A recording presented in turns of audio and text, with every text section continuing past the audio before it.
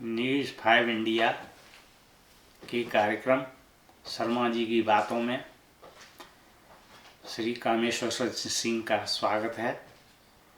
और यूपी के 2022 के चुनाव के छठे और सातवें पायदान का अपने विचार प्रकट करेंगे। श्री कामेश्वर सिंह, आपके सामने। धन्यवाद। जैसे जैसे चुनाव आगे बढ़ता जा रहा है, यूपी की राजनीति और चुनाव एक सशक्त प्रकरण की तरह आगे बढ़ रही है और काफ़ी रोमांचक भी होती जा रही है और काफ़ी लोगों के लिए उत्साहवर्धक भी होती जा रही है। जैसा कि आप जानते हैं 6 और 7 2 फेज का चुनाव अभी बचा है। आज 6 स्टेज का चुनाव आज हो रहा है और आज लगभग 57 सीटों पे आज चुनाव है। एंड ऑब्वियसली माननीय मुख्यमंत्री जी भी का भी आज उनके भी क्षेत्र में आज चुनाव हो रहा है, तो गोरखपुर निर्वाचन क्षेत्र। सो ऑब्वियसली उसमें कोई डाउट नहीं है कि योगी जी अपनी सीट को बहुत ज़्यादा मतों से जीतेंगे। बट हाँ, वहाँ पे भी मुकाबला बहुत तगड़ा है। और स्पेसिफिकली अगर बात किया जाए ईस्ट यूपी पूर्वांचल की, तो ये जो ज़िले हैं गोरखपुर, देवरिया, कुशीनगर, मऊ, ये सब ज़िले बहुत ही निर्णायक रहे हैं बीजेपी के लिए हमेशा से। और हमेशा से बीजेपी काफ़ी ज़्यादा सीटें जीतती आई हैं इन ज़िलों में। जैसा कि आप देखेंगे कुशीनगर ऑब्वियसली बहुत इस बार रोमांचक हो गया है, क्योंकि पिछली बार आप जैसा जानते हैं पडरौना सीट से स्वामी प्रसाद मौर्य जो बीजेपी के सीट पे लड़े थे और काफ़ी अच्छे मतों से जीते थे। और उसका कई सारे कारण थे कि ऑब्वियसली वो बीजेपी के कैंडिडेट थे, प्लस अपर कास्ट का भी वोट मिला उन्हें और लोअर कास्ट का भी काफ़ी हद तक उन्हें सपोर्ट मिला था, जिसके वजह से वो काफ़ी अच्छा मार्जिन बना पाए थे। बट इस बार उनकी सीट चूँकि वो फाजिलनगर विधानसभा में मूव हो गए हैं, तो खतरे में लग रही है। काफ़ी खतरा सा है उनके लिए इस बार, क्योंकि फाजिलनगर जो विधानसभा है वहाँ पे काफ़ी मिला जुला असर रहा है और हर क्षेत्र, हर समुदाय के लोग वहाँ पे रहते हैं। जो संसद सदस्य उनकी बेटी है, उनको बुलाना पड़ा उसको। हाँ, तो अभी जैसे कि वहाँ पे हमेशा से काफ़ी सालों से इतिहास रहा है, या तो सपा जीतती आई है या बीजेपी जीतती आई है। और पिछली बार वो बीजेपी की सीट रही है और इस बार ऐसा लग रहा है कि इस बार भी बीजेपी उस सीट को बचाने में कामयाब होगी।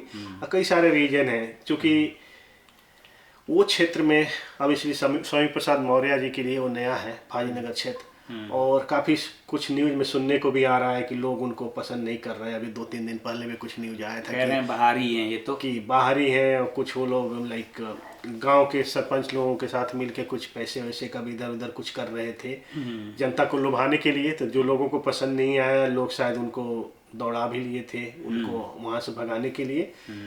और कुछ आपत्तिजनक न्यूज़ भी आया कि शायद कुछ लोग लाइक हाथ उठाने तक की बात आ गई थी, बट हो नहीं पाया। वो अच्छी बात है, किसी के ऊपर हाथ नहीं उठाना चाहिए। बेटी ने बीजेपी कार्यकर्ताओं को रोका। और हाँ, जैसा कि अभी कल की न्यूज़ है, उनकी बेटी भी गई थी उस क्षेत्र में इस घटना के होने के बाद, और उन्होंने खुद जाके रोका बीजेपी समर्थकों को कि नहीं ऐसा मत करिए। और काफ़ी वो आग बबूला भी हो गई थी उस घटना के बाद से। सो ऑब्वियसली 2 सीट मुझे इस बार जैसा लग रहा है कि इस बार वो सीट बीजेपी को ही मिलेगी। और बात किया जाए तो इस बार पडरौना सीट तो चूंकि बीजेपी का वो क्षेत्र रहा है, तो नो डाउट बीजेपी वो जीतेगी। और एक दिलचस्प सीट इस बार है देवरिया, क्योंकि देवरिया से जो कैंडिडेट बीजेपी ने उतारा है वो नए कैंडिडेट हैं बीजेपी के लिए, सलभ मणि त्रिपाठी, जो कि बहुत पुराने बीजेपी में नहीं है। 2016 में वो बीजेपी में आए थे, उसके पहले वो पत्रकारिता और दूरसंचार विभाग में रहे हैं, मीडिया से जुड़े रहे हैं। और पिछली बार वो इस बार की गवर्नमेंट में वो योगी आदित्यनाथ जी के राजनीतिक सलाहकार लाइक मीडिया सलाहकार भी रहे हैं, तो इसका उन्हें बहुत फ़ायदा मिला है।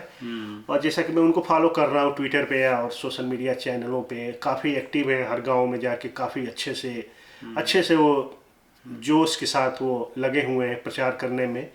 एंड काफ़ी जुझारू कैंडिडेट है, काफ़ी लोगों का उनको समर्थन मिल रहा है, क्योंकि पहली बार वो आए हैं राजनीति में, तो युवाओं का भी काफ़ी समर्थन उन्हें मिल रहा है। और चूंकि वो क्षेत्र जो देवरिया रहा है वो काफ़ी मिला जुला रहा है, हमेशा से बीजेपी के साथ नहीं रहा है वो क्षेत्र, एसपी भी रही है और भी दूसरी पार्टियां वहाँ से जीतती आई हैं। बस इस बार ऐसा लग रहा है कि सलम मनी त्रिपाठी वो सीट जीत के बीजेपी की झोली में देने वाले हैं और डेफिनेटली उसका उनको बेनिफिट मिलेगा क्योंकि युवा चेहरा है वो और उस क्षेत्र में काफ़ी वो मतलब एक्टिव रहे हैं और अभी भी लोकप्रिय भी हैं। अब इसलिए यंग है तो यंगस्टर का काफ़ी सपोर्ट उन्हें मिल रहा है।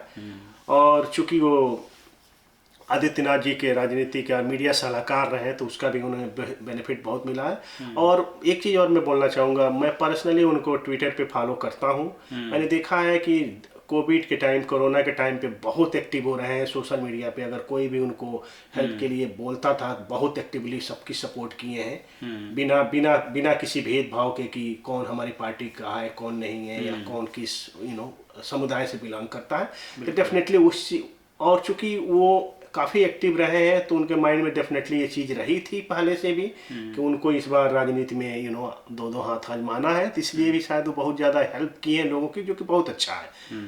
तो ये सब चीज़ें काफ़ी हद तक मेरे को लग रही है कि ईस्ट यूपी जो 6 फेज का इलेक्शन है वो उसमें मेरा जो अनुमान है 57 में से ऑलमोस्ट मैं कह सकता हूँ कि 45 सीटें बीजेपी की झोली में जाती दिख रही हैं। तो हमें कुछ ऐसा भी पता लगा है पत्रकारों से चर्चा करने पर कि बीजेपी ने जो कार्य किए हैं, लाभार्थी वर्ग जो बनाया है, उसका प्रभाव गांवों में ज़्यादा पड़ा है शहरों की अपेक्षा। हाँ, मैं आपकी बातों से सहमत हूँ क्योंकि ईस्ट यूपी बहुत ज़्यादा मतलब डेवलप नहीं रहा है पहले से।